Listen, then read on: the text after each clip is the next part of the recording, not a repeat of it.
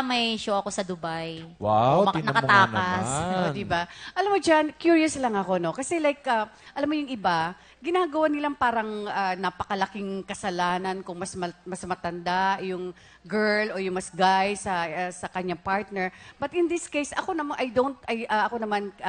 hindi naman hindi ka pabor, kundi nasa dalawang nagmamahalan Well, love knows diba? no age. Diba? Love knows no Correct. age at it transgresses all levels at Yes. saka all age group. Yan. Di ba, Direk Bam? Pero curious lang ako kay Kevin. Kevin, paano kayo nag-cross ang landas ninyo ni Kiana? Bali, nagkita po kami sa isang, party. Sa Birthday po ng common friend namin. Then yun, Tapos, na-sight niya ako. wow, marunong ka na magbakla ngayon, ha? Ano yan? Was it love Na-sight at ko daw first siya. sight? Ganong katagal na yon? How long are you together now? Ganong katagal na kayo? 2 years na po. 2 years. Diba? Uy, that's not a joke, ha? Nowadays, 6 months, medyo ka na, ano ka na nun. Kami nga nagulat umabot kami doon.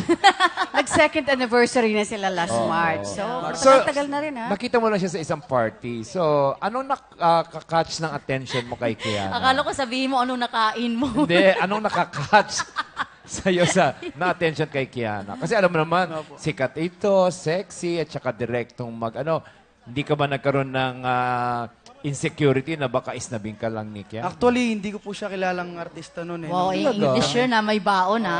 Actually. Yun. Talaga? Natuwa lang ako sa mga Punchline, ganon. punchline niya, sa mga ginagalaw niya. Kaya, So, niligawan mo si Kiana? Ay, uso pa ba yun?